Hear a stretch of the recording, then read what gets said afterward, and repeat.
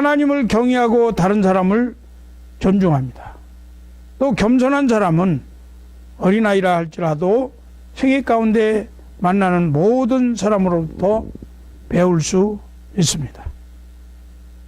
우리 자신이 예수 그리스도의 겸손함을 배워서 스스로를 낮추면 예수 그리스도께서 존귀하게 되심같이 우리도 존귀하게 높임을 받게 될 것입니다. 그래서 우리 주님은 마태복음 11장 29절에서 나는 마음이 온유하고 겸손하니 나의 멍에를 메고 내게 배우라. 그리하면 너희 마음이 쉼을 얻으리니 이렇게 말씀했습니다. 사람이 죄를 범하거나 하나님을 거역하는 중요한 이유 중에 하나가 바로 교만입니다. 그래서 하나님께서 교만을 미워하시고 싫어하십니다. 교만한 사람은 충고를 싫어합니다. 자신의 실수와 잘못을 솔직하게 인정하지 못하고 핑계와 변명으로 일관합니다. 사람이 무너지는 것은 외부의 적이나 또 힘이 부족함이 아니라 바로 내면에 있는 자기 교만 때문이라고 하는 것을 알 수가 있습니다. 그래서 잠언서 기자는 겸손과 교만을 대비해서 이렇게 설명을 했어요. 잠언 18장 12절 말씀에 사람의 마음의 교만은 멸망의 선봉이요 겸손은 존귀의 길잡이니라. 21장 4절에서는 눈이 높은 것과 마음이 교만한 것과 악인이 형통한 것은 다 죄니라. 21장 24절에서는 무례하고 교만한 자를 이름하여 망령된 자라 하나니 이는 넘치는 교만으로 행함이니라. 존경받는 삶의 세 번째 비결은 신실함인데요. 곧 신실함이라고 하는 것은 믿음직스러운 성실한 신뢰감을 말씀하는 것입니다. 사람들은 신뢰할 수 있는 사람을 더 존경합니다. 미국인들은 크레딧을 가지고 살아가는데요. 사회적으로 경제적으로 크레딧이 무너지면 살아가기 힘든 것이 미국입니다. 그래서 취직을 하려고 해도 다른 사람이 레퍼런스 그 크레딧을 줘야 취직이 쉬워지는 거예요. 이 크레딧은 하루아침에 쌓여지지 않습니다. 꾸준한 노력과 성실한 신뢰의 시간이 필요합니다. 어려서부터 쌓여진 신뢰감은 늙어서도 유용하게 사용될 것입니다. 위대한 일은 짧은 시간에 만들어질 수 있지만 존경받는 일은 오래 걸립니다. 일관성이 있고 마땅히 해야 할 일을 피하지 않는 사람이 신뢰할 수 있는 사람입니다. 신뢰할 수 있는 사람은 자기에게 맡겨진 일을 끝까지 책임지는 사람입니다. 약속을 하면 끝까지 지키려고 어떤 대가도 두려워하지 않는 사람이 신뢰받는 사람이고 그런 사람을 신실하다고 말하는 것입니다.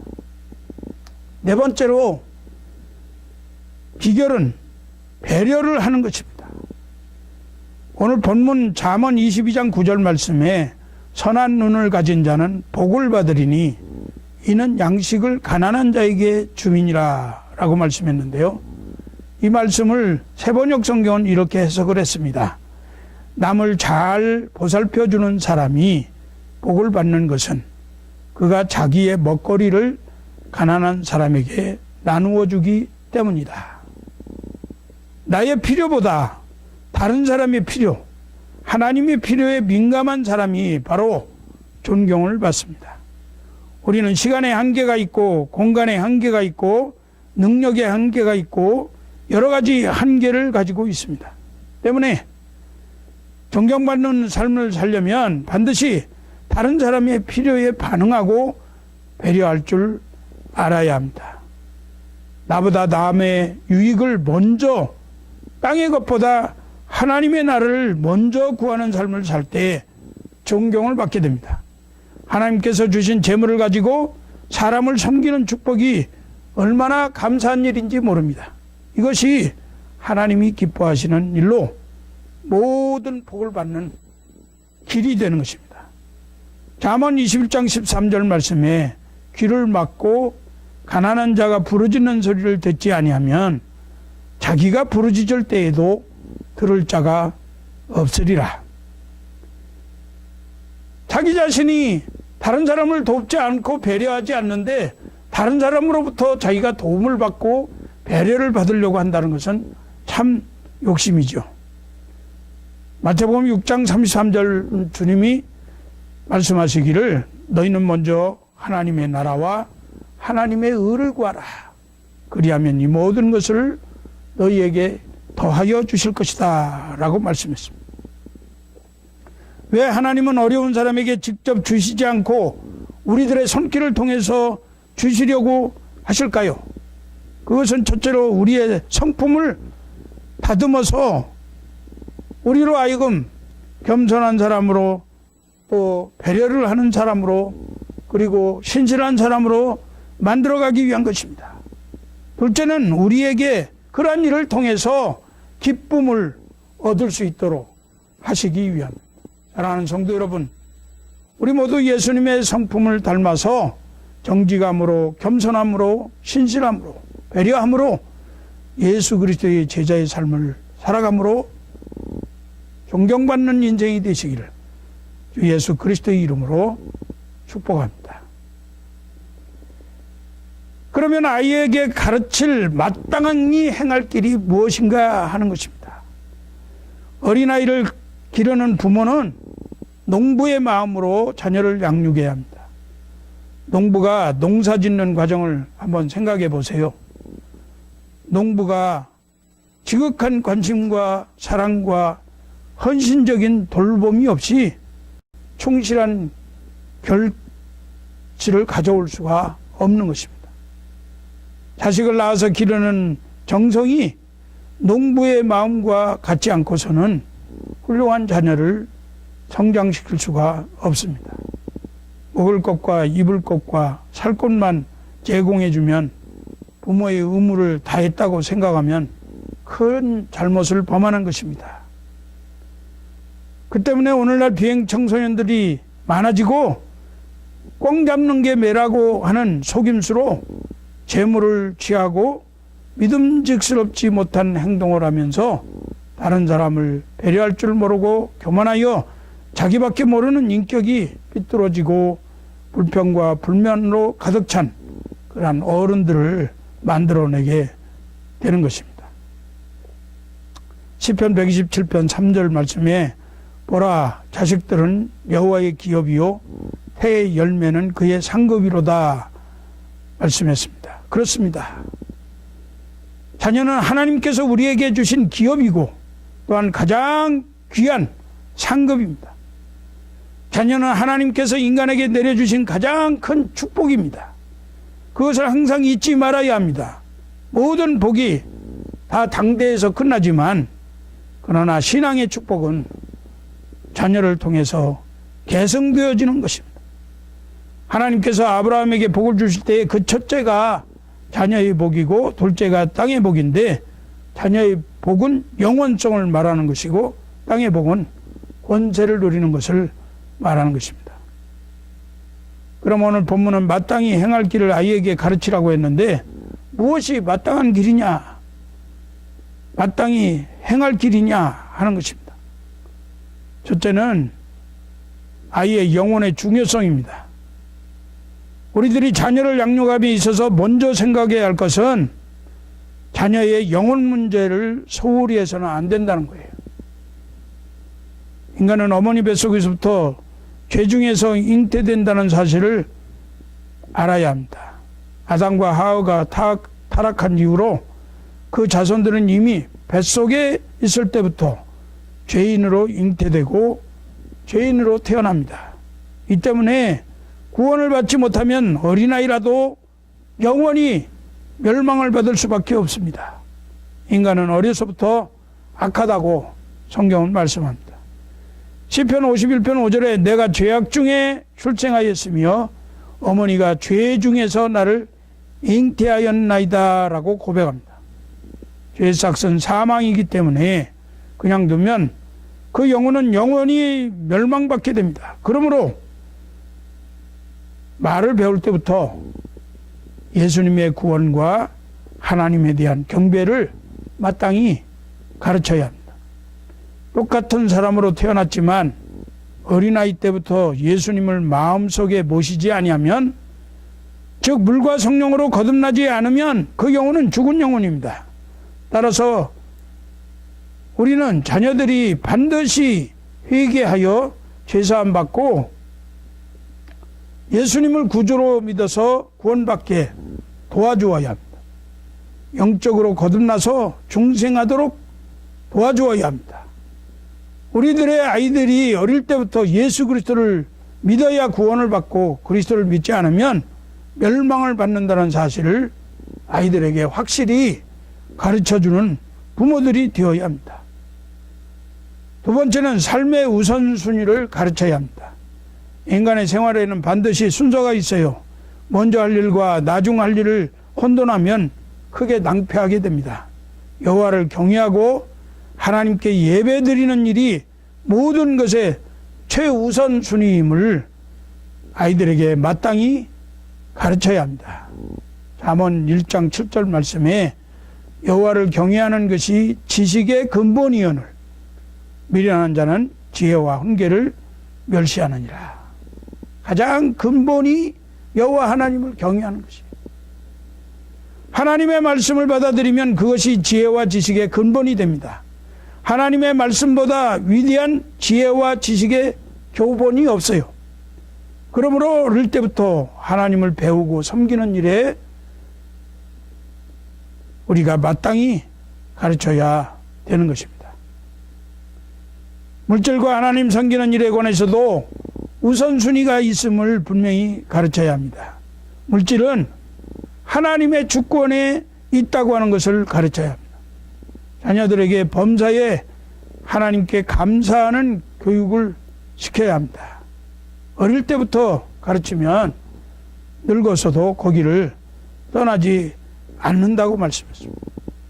시편 50편 23절은 감사로 제사를 드리는 자가 나를 영화롭게 하나니 그 행위를 옳게 하는 자에게 내가 하나님의 구원을 보이리라. 세 번째는 기도의 중요성을 가르쳐야 합니다. 골로새서 4장 2절 말씀에 기도를 항상 힘쓰고 기도에 감사함으로 깨어있으라 말씀하는데요.